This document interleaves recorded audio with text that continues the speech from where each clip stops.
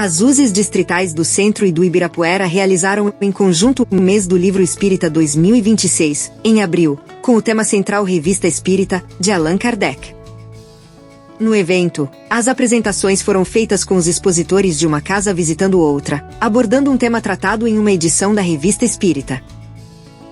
Dia 23, Hugo Rebelo, do Núcleo Espírita Assistencial Paz e Amor, apresentou o tema A Avareza, da Revista Espírita de fevereiro de 1858, no Instituto Espírita de Educação, que fica na Rua Atílio Inocente, 669, Itaim Bibi, presencialmente.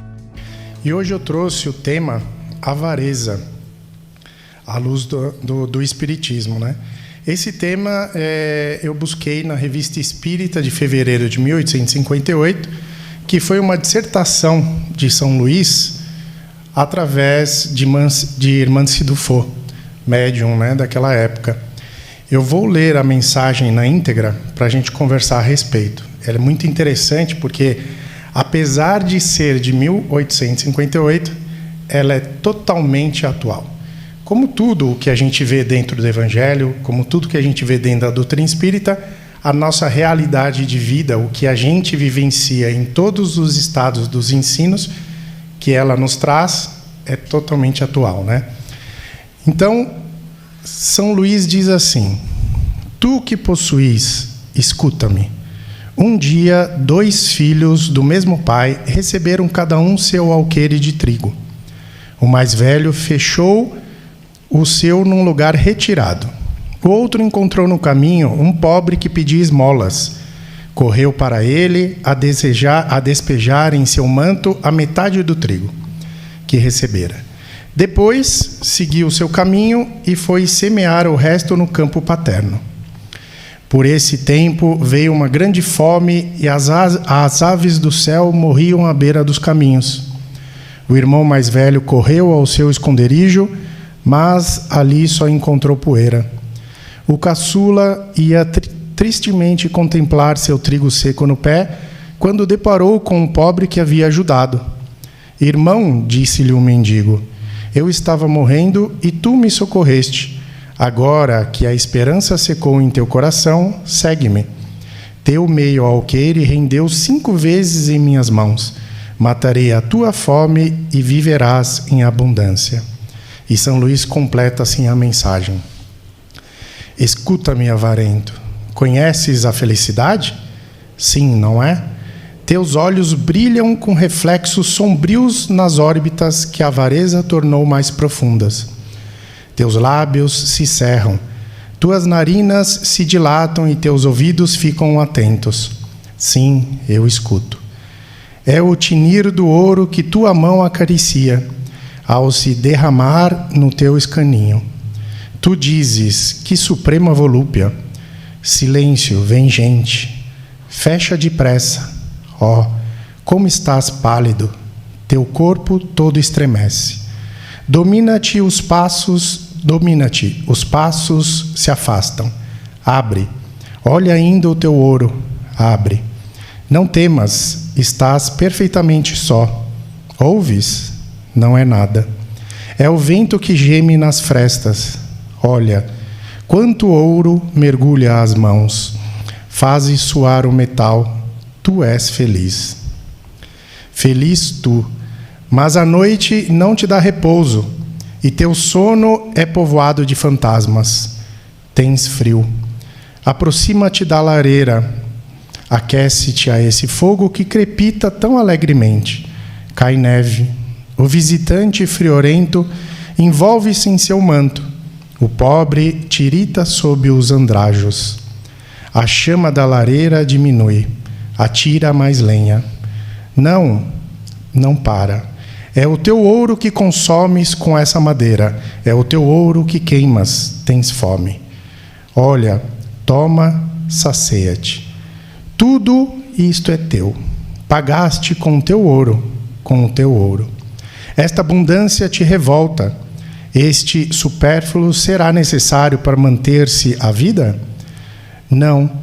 Este pedaço de pão será bastante. Ainda é muito. Tuas roupas caem em frangalhos. Tua casa se fende e ameaça a ruína.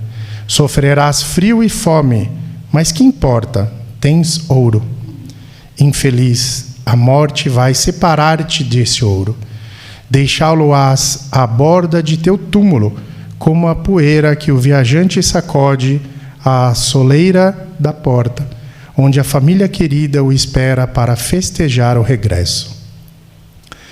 Teu sangue enfraquecido, envelhecido por tua voluntária miséria, gelou-se em tuas veias. Os herdeiros ávidos atiram teu corpo a um recanto de cemitério, eis-te face a face com a eternidade. Miserável, que fizeste desse ouro que te foi confiado para aliviar o pobre? Ouves estas blasfêmias? Vês estas lágrimas? Vês este sangue? São as blasfêmias dos sofrimentos que terias podido acalmar.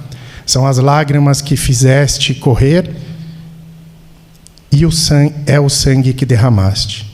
Tens horror a ti mesmo. Desejarias fugir e não podes, sofres desesperado. Tu te contorces no teu sofrimento. Sofre. Não haverá piedade para contigo. Não tiveste entranhas para o teu irmão infeliz. Quem teria para ti? Sofre. Sofre sempre. Teu suplício não terá fim. Para te punir, Deus quer que assim o creias. E é interessante, porque São Luís narrou o sofrimento do sentimento daquele que desencarnou, apegado aos bens materiais. E quantos vemos assim em lições que contemplam essa realidade, como no livro Céu e Inferno, como vemos nos livros de André Luiz, no Nosso Lar, mostrando para nós a realidade da vida eterna, do espírito que somos, não os objetivos exclusivos dos bens materiais.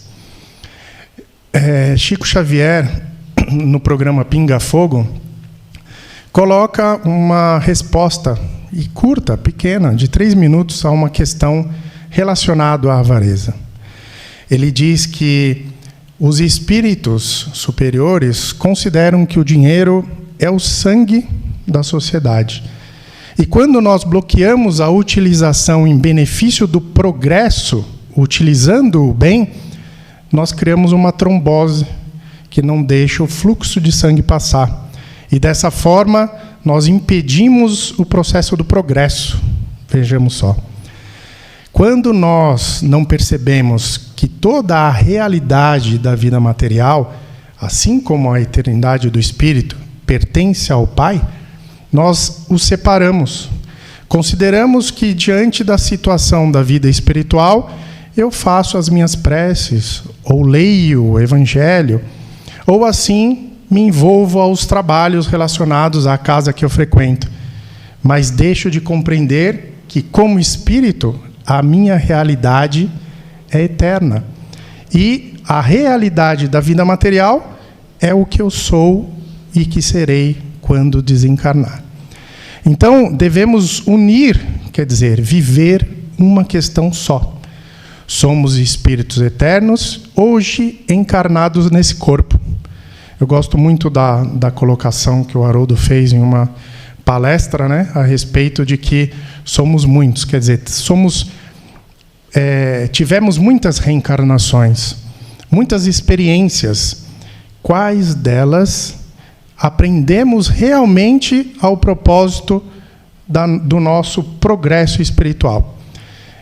Emmanuel se apresentava ao Chico, e isso desde o seu processo de início, né, em contato com ele, a fim de que os trabalhos pudessem se apresentar, como o imperador romano, como Públio Lentulus. Naquela encarnação, ele não foi um espírito com sentimentos evoluídos, mas ele aprendeu muito.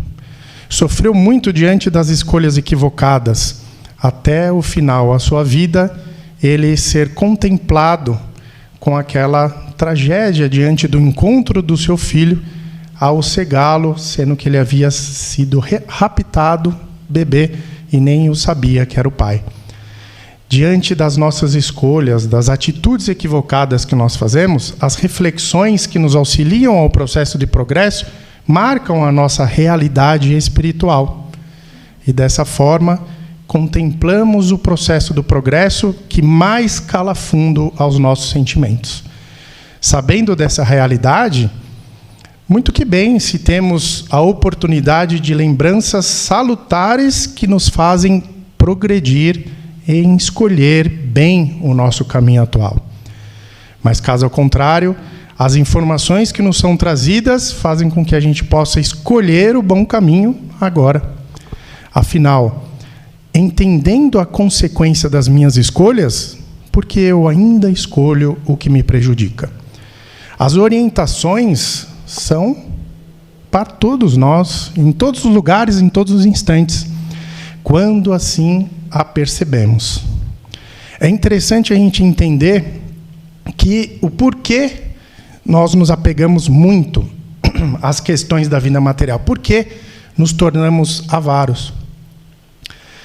Em verdade, diante da realidade do estado físico em qual vivemos, isso de muitos tempos até os tempos remotos, sabemos que as dificuldades, as guerras, as perdas, as questões de um mundo de provas e expiação nos levam a alguns sentimentos que, de se tornando algo de preservação, a sentimentos inferiores que ainda habitam em nós, porque estamos nos esforçando a eliminar as nossas más tendências. Mas se assim o habita ainda, como que eu posso fazer o caminho de entendimento e de modificação? Conhecendo as leis supremas, as perfeitas, as soberanamente justas e boas, compreendendo que elas são o verdadeiro caminho que me eleva em quaisquer circunstâncias. E aí, eu lembro também, para a gente compreender essas questões, que isso sempre foi, a realidade do mundo do qual habitamos, também uma questão colocada ao Chico sobre a realidade da vida material. Naquela época, no programa Pinga Fogo, 1948, ele foi questionado sobre a realidade dos bens materiais, quer dizer, das situações de fome, de que não teria mais alimento, não teria água, não teria profissão, nós estaríamos num caos. Sabendo e conhecendo as leis divinas, sabemos que não há o caos. Há a realidade da necessidade do progresso e que vivemos em estados diferentes de acordo com as nossas necessidades. E Chico respondeu de uma forma muito interessante e racional. Naquela época, nós não tínhamos 5 bilhões de habitantes. E aí, eles, questionando o Chico a aquele respeito, todo o medo e os receios diante dessa situação, Chico respondeu assim: a Terra há condições materiais de ser habitado por 40 bilhões de espíritos encarnados. Olha só, pela estrutura da matéria da Terra. Mas, pela nossa imprudência e os nossos equívocos e a nossa falta de fé e de orientação nas leis divinas, não chegaremos a 10, porque ainda não compreendemos o processo do progresso. E aquilo foi um espanto, porque se naquela época, com a metade praticamente de habitantes que o Chico falou que chegaria o nosso planeta, já estávamos em grande preocupação, imagina pensar em 40 bilhões de habitantes encarnados.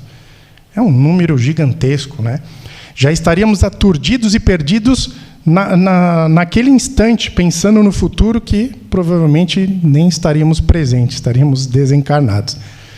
Mas, pensando nessa realidade, nessa situação, o que falta para direcionarmos os nossos esforços a viver nessa realidade? E olha só, quando o Chico colocou 40 bilhões de habitantes encarnados, sendo que sempre há muito mais habitantes desencarnados no planeta, olha a condição do que a Terra possui para todos nós no nosso processo de avanço. Isso não significando que todos nós continuaremos sempre aqui.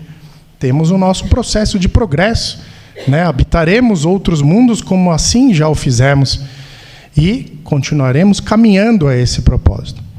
Então, pensando dessa forma, como que eu irei utilizar os recursos divinos, dos bens materiais que ele me proporciona de acordo com a minha inteligência, ao processo do progresso, aonde eu fui chamado a atender? Qual é a utilização dos recursos que eu possuo em benefício à sociedade? Isso não só da realidade material, porque esses pontos que nós conversamos são dos bens materiais.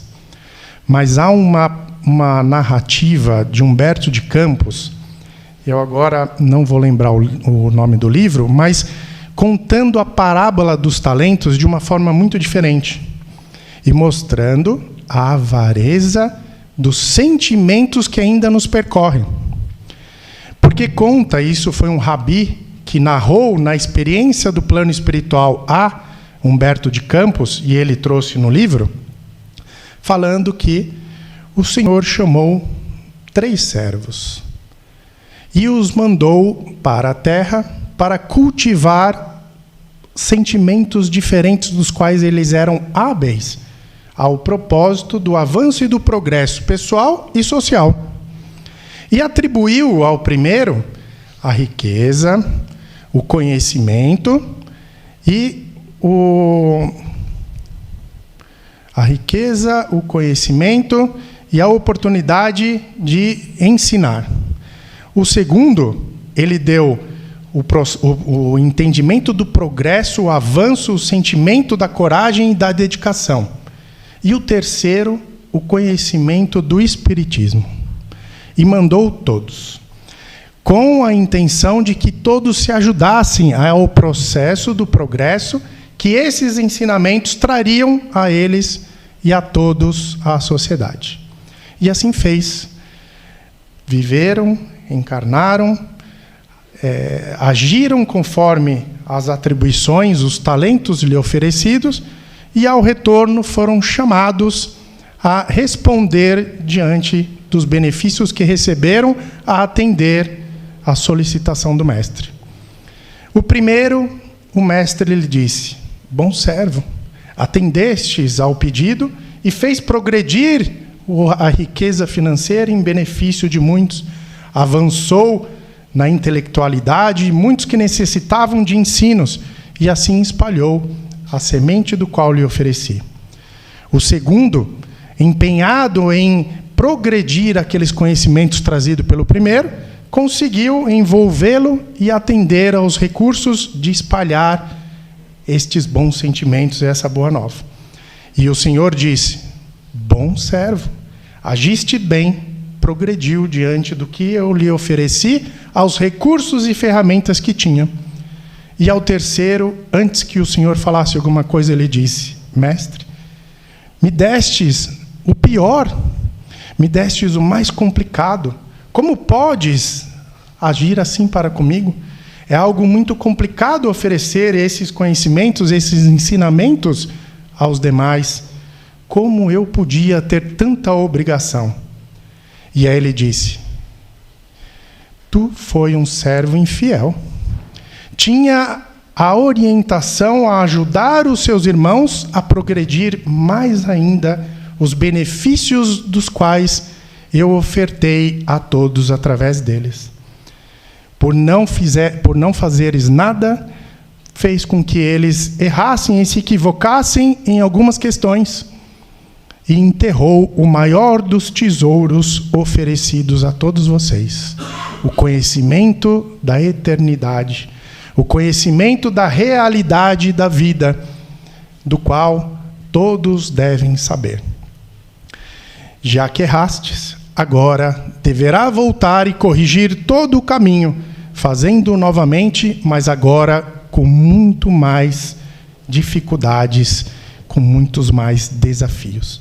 Mas, mestre, a sua misericórdia, o seu amor, onde se encontra? Fazendo esta crueldade para comigo?